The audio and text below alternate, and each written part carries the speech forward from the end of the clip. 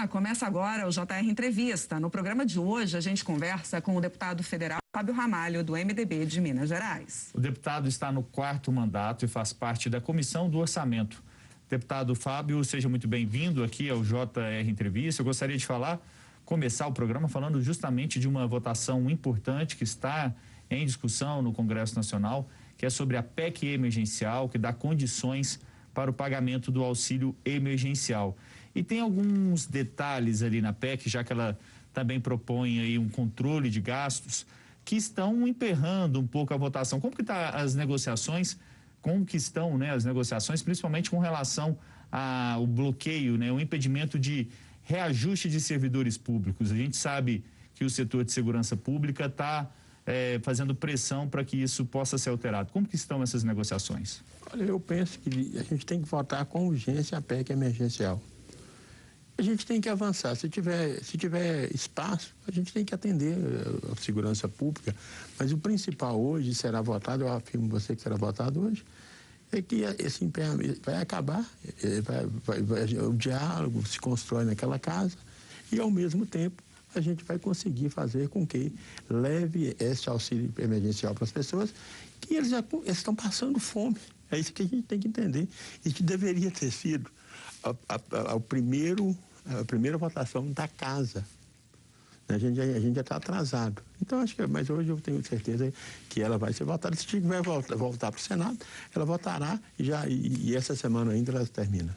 O senhor acha que essa semana, até sexta-feira, já vai dar para o governo enviar uma MP com os valores que serão pagos no auxílio emergencial? Porque na PEC não tem valor, né? Eu penso que ele vai ter espaço para isso, né? O governo ele vai ver o que é possível dentro dessa PEC. Eles estão falando aí na faixa de R$250 a R$300. Eu penso que o que tem que ser a urgência é que as pessoas estão passando fome e esse recurso já tem que chegar com rapidez. E o senhor propõe mais alguma ajuda, além dessa ajuda financeira? O que o senhor tem tratado sobre esse tema?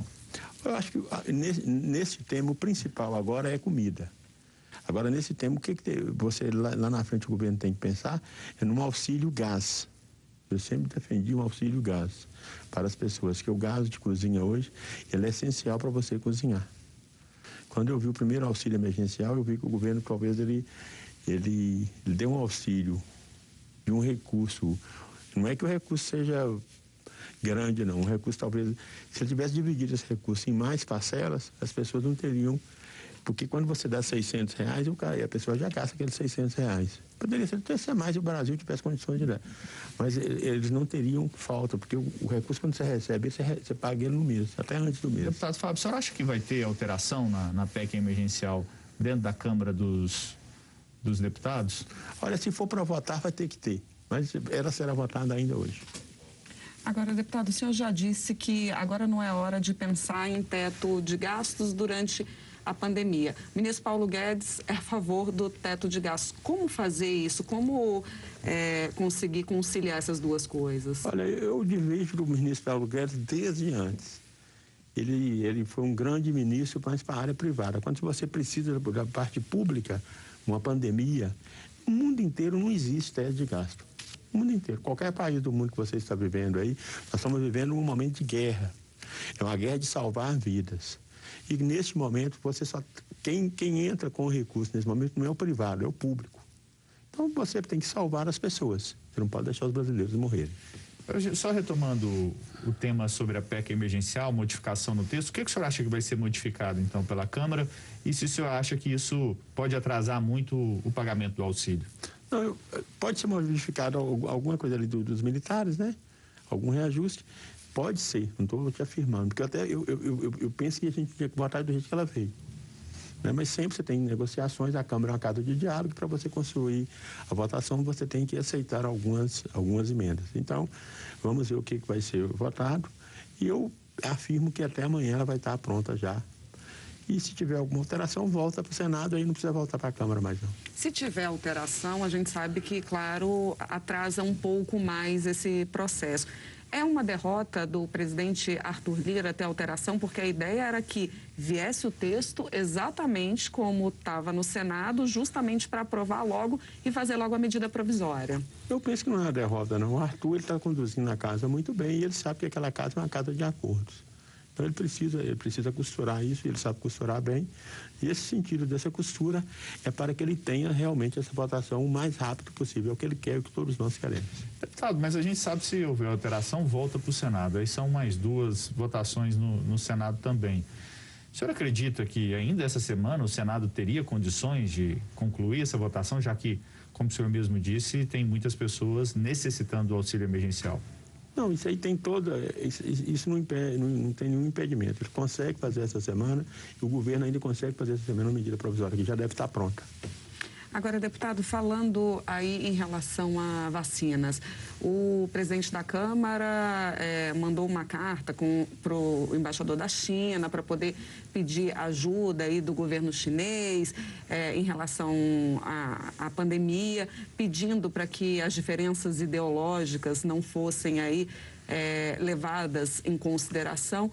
O que o senhor está achando em relação a esse protagonismo que o Congresso vem tomando? Que a gente vê que o Congresso tomou realmente a frente dessa história da vacinação e tem aprovado medidas importantes para que haja vacina disponível para os brasileiros. Eu penso que ele está o Congresso no caminho certo. O ano passado, por exemplo, eu procurei a embaixada da Índia, na questão da vacina que veio da Índia, como parlamentar, foi muito bem recebida. Essa vacina veio com uma rapidez imensa. E a China é um país muito pragmático, é um país amigo do Brasil, é um grande comprador que nós temos, né? É o país que a gente mais exporta também, onde que a gente importa muito. Então, esse pragmatismo da China, ela ajuda muito. E eles estão dispostos realmente a, neste momento, não evitar esforços para que a vacina chegue. Você tem que chegar aos insumos. O que eu penso é que a Câmara ainda tem que ser mais impositiva. Você colocar mais laboratórios fazendo vacina. Nos Estados Unidos, hoje, você já tem 500 milhões a mais de doses de vacina, que eles vão ficar a mais de doses de vacina. Eles vão até exportar essa vacina. Então, chegou o momento das pessoas entenderem que todos os brasileiros querem ser vacinados. O presidente Bolsonaro já tem essa ideia, a gente tem que estar convencendo ele de que precisa, assim, de ele pegar o telefone, ligar para o primeiro-ministro o presidente, para o Xi Jinping na China, para o Putin, enfim, igual ele já fez com a Índia, com os demais países que podem, neste momento, alavancar mais vacinas, com a Pfizer, enfim, com todos os laboratórios que estão produzindo para que a gente, além de a gente comprar a vacina, possa ser produzida no Brasil, exigindo que os laboratórios nossos privados possam destinar tantos por cento das suas fabricações com vacinas para a Covid-19. O senhor falou uma questão interessante do presidente Jair Bolsonaro tomar a frente das negociações com outros líderes mundiais. E o senhor esteve com o presidente recentemente. O presidente Jair Bolsonaro tem feito isso ou não? Precisou de conselhos ou não? Olha, eu penso que o presidente Bolsonaro já fez isso com o governo indiano. Eu tenho certeza também que ele já fez isso com a China. Ele já esteve com o pessoal, com o embaixador chinês há um tempo atrás, breve, né? Eu acho que agora tem que aumentar mais essa fala dele, esse diálogo dele com o presidente chinês, até o presidente Putin também. Até dizia isso na semana passada, para que a gente possa fazer com que essas vacinas andem com uma velocidade imensa. Ele fez isso com o governo indiano. Ele esteve até na data nacional da China, lá na Embaixada Indiana, para agradecer e fazer esse gesto. E esse gesto tem que ser para todos os países nesse momento.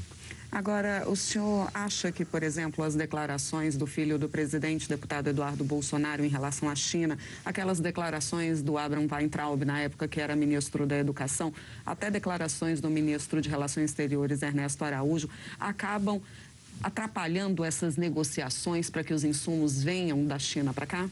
Não, a China ela não é de guardar rancor, não. Acho que o momento foi uma palavra, isso já está no esquecimento. Agora realmente é o momento de você fazer vacina e de você fazer com que o povo possa ser vacinado, trazendo mais vacina, que é o sonho de todos nós. E outra coisa, a gente tem que, é só através da vacinação é que a nossa economia vai voltar a rodar como ela era. Então é isso que o ministro, as pessoas que cercam o presidente, têm que levar para ele. Nós temos que retomar com a nossa atividade normal. Antes da gente continuar, a gente tem um recado que você pode assistir ao JR Entrevista na Record News às 10h40 da noite, no portal R7, no Play Plus, no Jornal da Record, no JR 24 horas, à 00h30 e também nas nossas redes sociais.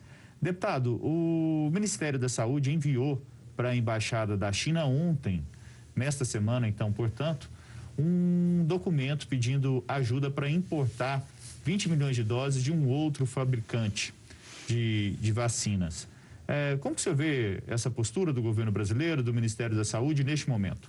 É uma postura que a gente tem que elogiar.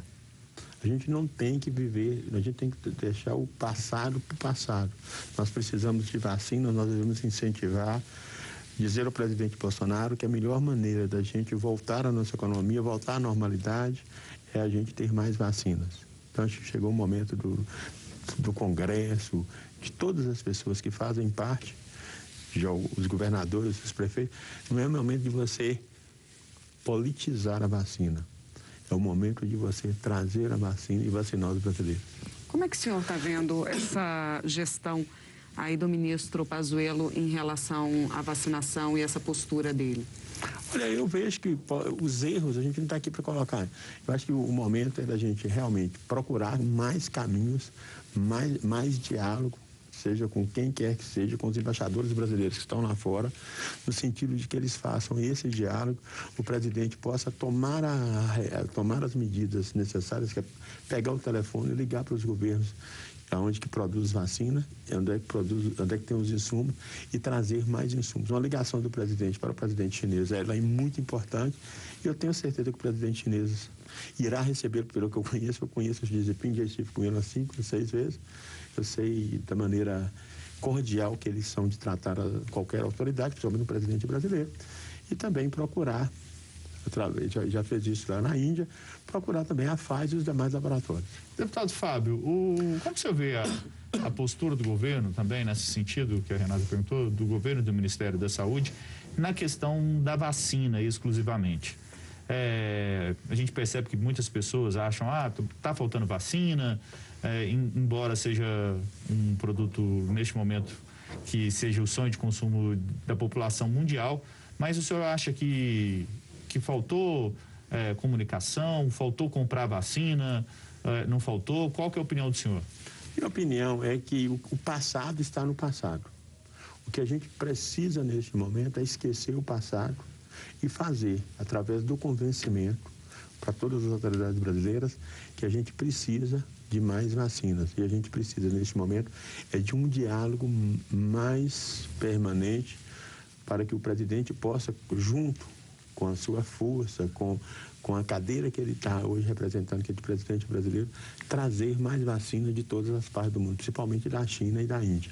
Eu ouvi uma expressão essa semana de um deputado que é bolsonarista falando que o presidente tardou, mas não falhou. Tardou? Olha, eu penso que tardou, mas não é este o momento da gente falar isso. Eu acho que o momento é da gente fazer com que essa coisa que tardou, ela agora se apresse e se torne imediata e que se torne volumosa. E nós estamos ali em torno de, estava aqui até dando uma pesquisada, a gente está ali em 5º, 6º país no mundo que mais vacinou. Isso é um número razoável ou a gente deveria estar melhor? Eu acho que é um número razoável, mas a gente tem condições de estar melhor. Chegou o momento da gente melhorar e chegar aí entre os 3 primeiros. Agora, deputado, em relação a comissões, a gente está vendo aí, a Câmara está resolvendo aí as presidências de comissões. Como é que estão essas negociações? E o senhor está na comissão de orçamento, é isso? A comissão de orçamento que eu estou ainda é do ano passado. A gente já deveria ter votado o orçamento desde o ano passado. Então, é uma comissão do passado ainda que a gente está solucionando, porque até dia 31 ela possa. A nossa presidente Flávia, juntamente com o nosso relator, tem feito um bom trabalho e estão fazendo com que isso abrevie, que a gente possa entregar esse orçamento até o dia 31 de março. As demais comissões, elas são negociações com o presidente da Câmara e com o presidente do Senado, que lá no Senado já foi instalado.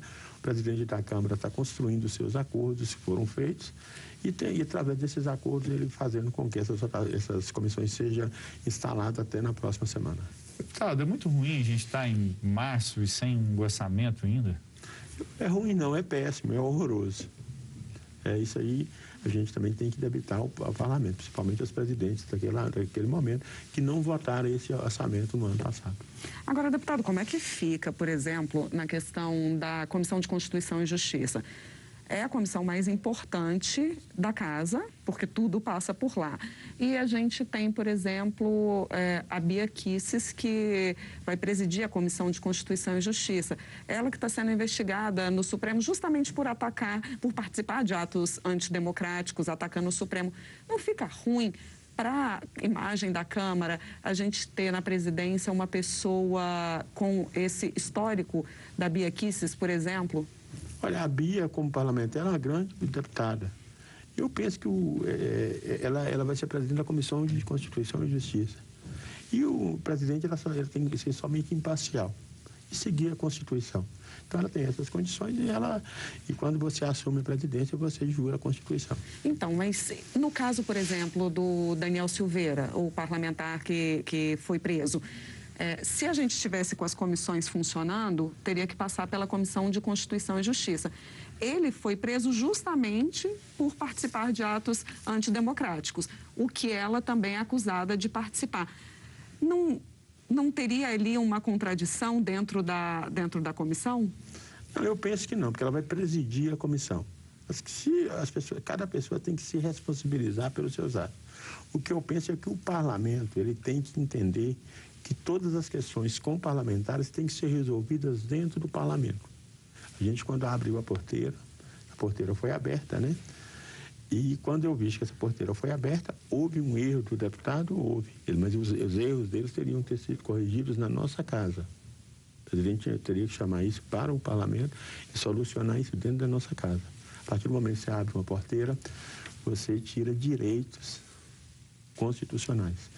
E você não pode tirar direito de ninguém. Agora, se cada pessoa tem que ser responsável pelos seus atos, pelas suas palavras. Quando você vira deputado, você jura a Constituição. Então, você é responsável.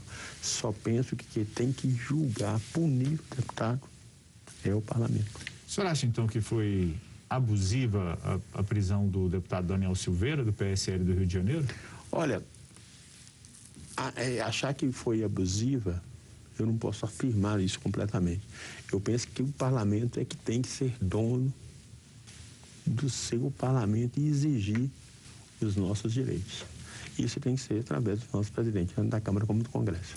Ou seja, para o senhor, a PEC da imunidade que tentou ali ser votada, agora vai para uma comissão especial. A PEC da imunidade, ela era importante justamente para poder definir que, de fato, o judiciário não poderia atuar ali dentro da Câmara e do Senado? Olha, isso já não pode atuar. Isso aí eles estão querendo fazer, talvez é um ajuste. Mas isso já está dentro da Constituição, porque precisa colocar a Constituição para que ela seja feita sempre, ela seja implantada, ela seja vivida, ela seja respeitada, só isso. Mas então o Judiciário extrapolou o que a Constituição determina? Eu penso que sim. Mas o que extrapolou mais ainda, eu penso, é o próprio parlamento, porque quando o presidente tem as rédeas, quem tem as rédeas da casa é o presidente. Ele é que teria que tomar as decisões que estivessem dentro da Constituição. Deputado Fábio Ramalho, vamos falar um pouquinho agora sobre a questão da reforma tributária, né? E as reformas estruturantes que estão em discussão no Congresso Nacional. A reforma tributária, então, nem se fala, né? O senhor que está no 4º mandato, ele já deve ouvir falar da reforma tributária desde quando o senhor entrou no Congresso. Bem antes. De antes, né? De entrar no Congresso Nacional. Por que é tão difícil a gente fazer uma reforma tributária, mesmo essa que está em discussão agora na Câmara dos Deputados, que é uma reforma tributária que simplifica, né, principalmente a cobrança de tributos e faz a unificação da legislação de todo o país, já que a gente tem uma legislação em cada estado, em muitos municípios também tem legislações específicas. Por que não anda? Olha, a principal reforma que eu sempre falo é a tributária. Além de simplificar, a gente tem que procurar quem não paga. Hoje você tem no Brasil, você tem Google, você tem Facebook, você tem vários outros instrumentos aí. O que eles pagam, o que eles arrecadam no país? É justo? O que eles empregam? O que eles arrecadam no país? O que eles ganham? Quanto que eles arrecadam? Então chegou a hora da reforma tributária também, ir atrás desses prejuízos e fazer com que Facebook, Google e todas as outras ferramentas que tem possam sim pagar o que é devido ao nosso país. Através de uma reforma tributária, fazendo com que você tem que ver quantas pessoas que empregam o Google no país, quantas pessoas empregam o Facebook e demais ferramentas que tem aí, o que eles empregam, o que eles pagam de impostos. Pelo tamanho do faturamento, é um número pequeno de pessoas? Eu acho que emprega muito pouco e paga-se quase nada. A gente chegou o momento, além de simplificar, fazer com que quem produz pouco e ganha muito, pague mais. Quem produz mais e emprega mais, pague menos. Bom, a gente vai continuar falando de reforma tributária um pouco mais no outro bloco. O JR vai fazer um rápido intervalo. Continue com a gente.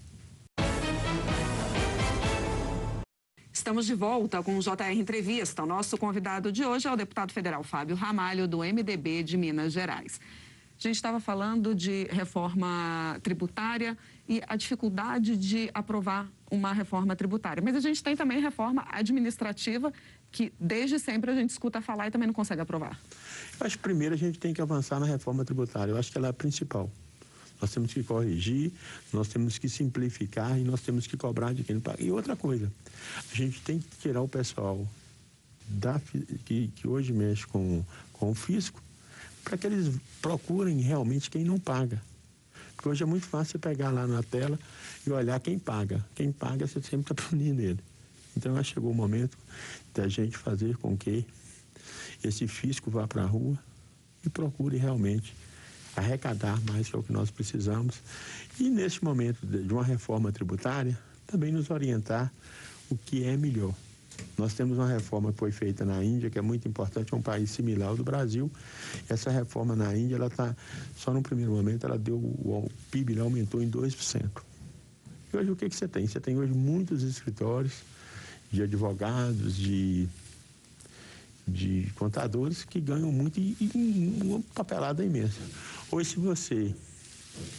se você erra com um erro material e deixa de pagar a menos, o fisco na hora já te senta uma multa. Quando você paga mais, é uma luta para você restituir, você demora décadas. Então a gente tem que simplificar nosso sistema tributário e para que ele possa ser melhor, a gente possa realmente fazer o que é certo. Porque da maneira que está, muitas vezes você erra, não é porque você queira errar, mas você erra, porque todo dia se muda uma coisa. E você acha que tem condições de votar a reforma tributária este ano? Eu penso que a Câmara e o Congresso tem que se debruçar sobre isso, é necessário, e a gente tem que dar uma resposta à população. Nós temos que fazer a reforma tributária para que a gente possa aumentar até os empregos. Nós temos muita coisa errada no país. Você imagina, nós tínhamos um minério, que é uma riqueza nossa. Ele estava há 2 anos atrás, a média de $50 uma tonelada. Hoje está $200. A nação ganha muito pouco com esse aumento. Esse aumento de $50 para $200. Ele enriquece poucas pessoas de uma riqueza que é de todos nós. Quando eu lá atrás consegui com o presidente Michel Temer que fizesse uma medida provisória para que a gente aumentasse a CEFEM, e só voltou a CEFEM porque eu estava na presidência da casa quando eu assumi interinamente. Senão eu não teria nem a Vale do Rio Doce falou que ia quebrar. Então acho que chegou o momento da gente também procurar saber quanto que está ganhando o pessoal da mineração, para que eles possam pagar mais. Eles estão levando todas as nossas riquezas a preço de banana, deixando quase nada para o povo. O senhor é de Minas, né? Um estado que tem mineração em... Você imagina, bastante de $50 para $200 é uma coisa que você pega no chão. e a riqueza mineral. Mas não é mineral. percentual, não, o pagamento dos tributos por parte das mineradoras? O percentual é irrisório. É 3,5% de CEFEM, quase que zero. Você deveria ser sobre quando você tem um lucro excessivo, a nação deveria ter uma participação maior no bolo. A nação, os municípios mineradores e os estados mineradores.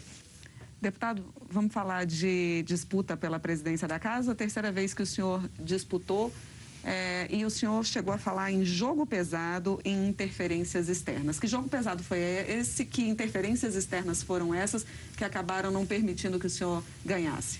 Acho que o presidente Bolsonaro queria ganhar a todo custo. Alguns governadores também, contra o presidente, queriam ganhar a todo custo. Então, foi um jogo pesado de um lado e do outro. Eu fiquei no meio. Mas eu tenho certeza que eu disputei, eu demonstrei o que eu queria para a casa, para o parlamento, tá? Eu penso que o parlamento precisa de uma reforma eleitoral urgente. E quando eu perco 2 vezes consecutivas, é porque eu vou ganhar uma coisa muito maior. Então, eu estou feliz. Não entrei em atrito com ninguém, fiz uma disputa com a maior altivez do mundo, com o maior respeito aos meus adversários. E o que eu tenho a desejar ao presidente é que ele possa fazer uma administração naquela casa que possa honrar os seus compromissos e que possa melhorar a vida dos brasileiros, que é o principal. Como que o senhor viu a saída de Rodrigo Maia da presidência da Câmara dos Deputados? Depois de 5 anos, né, o que nunca tinha ocorrido, 5 anos consecutivos, né? Normalmente só pode a reeleição de um mandato para o outro, que foi o que aconteceu agora, mas também o ex-presidente da Câmara, Rodrigo Maia, também tentou, por meio de ações judiciais, mudar a regra no Supremo Tribunal Federal. Não foi ações judiciais diretamente movidas por Rodrigo Maia, mas a gente sabe que tinha um trabalho, né? Tinha um trabalho. Olha, eu não posso falar isso, mas o que eu vejo é que o Rodrigo, no início, ele fez um bom trabalho, na casa, teve alguns erros, mas não cabe a mim aqui, porque ele saiu da presidência e está falando mal dele. Eu acho que os erros, as atitudes que ele tomou, ele acertou em algumas e errou em outras. Eu penso que agora o momento é de bola para frente. Mas a tentativa de ficar por mais tempo na presidência? Isso aí, a Constituição era bem clara, isso aí já foi decidido já pela maioria do Supremo. Agora, deputado, o senhor é do MDB, partido também do Baleia Rossi, que era o principal rival ali do Arthur Lira. Por que o senhor resolveu sair aí com uma candidatura independente? Teve algum racha ali dentro do MDB? Não. Eu tenho pensamento diferente. Eu penso que a casa ela é muito voltada para a líder, para o presidente de partido e sofre muita interferência externa. Então, eu tinha um pensamento de fazer uma casa mais aberta, uma casa que fosse realmente de mais parlamento. Uma casa voltada para o parlamentar e para o povo, com ideias diferentes. Mas eu acho que ainda vai chegar um momento que vai chegar a nossa vez, tá? E esse parlamento, ele tende a melhorar e tende realmente a ser um parlamento voltado para as ruas. Nós estamos sentados naquele parlamento, temos uma esteira de parlamentar, somos eleitos pelo povo e a gente tem que saber, a gente tem que estar com os olhos sempre voltados para as ruas. A rua, ela está de olho na gente e nós temos que estar sempre com os olhos voltados para a rua para a gente não ter decepções na frente. E lembrando que você pode assistir ao JR Entrevista na Record News às 10h40 da noite, pelo portal R7, no Play Plus, no Jornal da Record, no JR 24 horas à 00:30 e também nas nossas redes sociais. Deputado, queria fazer uma pergunta que todos nós queremos saber. O deputado é conhecido pelas suas comidas mineiras, pelos seus almoços, jantares. O senhor faz o que para poder conquistar aí a simpatia de todos os deputados? É pegar pelo estômago, porque o senhor tem a simpatia de todos os deputados e de todos os jornalistas também. Olha, eu acho que a comida mineira, eu sou um cozinheiro. E como bom cozinheiro e um bom mineiro, eu sempre gosto de levar a tradição de Minas. E gosto de comer também. Gosto de comer também. E falo com você que uma das melhores comidas do mundo é a comida mineira. Então, a maneira que você tem de você sentar com as pessoas e dialogar e das pessoas se sentirem mais iguais. Então, desde que eu cheguei aqui, eu tive essa certeza que as pessoas do Brasil é um lugar que você bem conhece, vocês moram aqui, sabe? É um lugar muito distante. É um lugar que eu falo, as pessoas não comungam amizade na sua maioria, não comungam o calor humano, o aperto de mão, não comungam a saudade, o abraço, o beijo, a verdade, a amizade. Então, quando você traz comida mineira, isso abre a cabeça de muita gente. Né, quebra o clima, a gente consegue dialogar melhor, a gente consegue colocar o pessoal com o Novo, colocar o DEM com o PT. Então é isso que a gente trouxe para Brasília. É isso que Brasília precisa. Precisa de muito diálogo e quando você come, você mostra que todos os brasileiros também têm que comer. E precisa de barriga cheia também, precisa, né? De barriga cheia. E a JR Entrevista vai para o intervalo. No próximo bloco, como evitar o aprofundamento da crise em mais um ano de pandemia. Até já. O JR Entrevista está de volta e aqui com a gente o deputado federal Fábio Ramalho, do MDB de Minas Gerais. Deputado, em 2020 a gente teve uma retração, recessão na economia por conta da pandemia, pouco mais de 4%. Esse ano a expectativa ainda é de recuperação, mas a gente está tendo claramente dificuldades por conta da pandemia que voltou a fazer um número grande de vítimas no país. O que é preciso fazer para que a gente não tenha mais um ano de recessão em 2021? O governo precisa retomar o início de algumas coisas que foram feitas no início da pandemia, algumas exonerações de folha, alguns recursos para ajudar as empresas e pensar que a pandemia ainda persiste. Que isso é um investimento no nosso agente, nas nossas empresas e no nosso povo. Isso não é jogar dinheiro fora. Então, o governo precisa dar continuidade a isso, que a gente ainda está vivendo essa pandemia, fazendo com que o poder público possa contribuir neste momento que o poder privado se sente ameaçado e, principalmente, as pessoas que estão empregadas de perderem os seus empregos. Então, no momento de pandemia, quem faz com que a economia volte a girar é o poder público, com mais dinheiro público. E a gente precisa ter um projeto, sobretudo, de uma infraestrutura, copiar o que está sendo feito nos países do mundo, nos Estados Unidos, na Europa. E o Brasil hoje é invejado por muitos. Aqui tem tudo para se fazer. Aqui tem estradas, tem ferrovias, tem portos. É um país rico, produz muito e que a gente tem que também ter em mente que a nossa produção, principalmente de alimentos, ela não pode ser toda exportada. Ela tem que ser também para que os brasileiros possam ter uma vida alimentar melhor. A gente tem que pensar nisso. A gente, a cada dia, produz mais, investir mais em tecnologia, porque a nossa tecnologia de produção, principalmente agrícola, ela ainda é totalmente da Embrapa, que tinha recursos volumosos antes e que hoje os recursos são bem pequenos. Agora, deputado, nessa quarta-feira a gente viu o ex-presidente Lula fez um longo discurso, quase 1h30, e falou muito de pandemia, atacou muito a forma com que o presidente Jair Bolsonaro vem conduzindo essa pandemia, falou de vacina, falou de economia, falou de auxílio emergencial. Pelo tom ali do discurso do ex-presidente Lula, campanha está posta? Vai ser uma bela campanha, vai ser Lula e Bolsonaro. São dois candidatos fortíssimos e quem vai escolher o presidente será o povo brasileiro. Então eu penso que chegou a hora do Bolsonaro fazer mais vacina, fazer com que a economia possa gerar para que ele possa realmente ser o candidato mais forte, porque ele vai enfrentar um candidato fortíssimo que é o Lula. E o que o senhor achou da fala do ex-presidente Lula? O presidente Lula é um homem muito inteligente. Eu penso que o principal agora chama-se diálogo, chama-se vamos unir o Brasil. É isso que nós precisamos. Deputado, para o presidente Jair Bolsonaro, é bom ou ruim disputar com o ex-presidente Lula? Eu penso que para os dois é bom. Eles vão mostrar, cada um tem a sua... Vão mostrar duas ideias diferentes e um povo que vai escolher aquele presidente que eles acham que deve continuar ou que se querem reclamar. Obrigada pela entrevista, deputado. E a JR Entrevista fica por aqui. Lembrando que você pode assistir ao programa na Record News às 10h40 da noite, no portal R7, no Play Plus, no Jornal da Record, no JR 24 horas, à 00h30 e também nas nossas redes sociais. Deputado Fábio Ramalho, do MDB de Minas Gerais, muito obrigado pela sua participação aqui no JR Entrevista. A gente se vê no próximo programa. Até mais.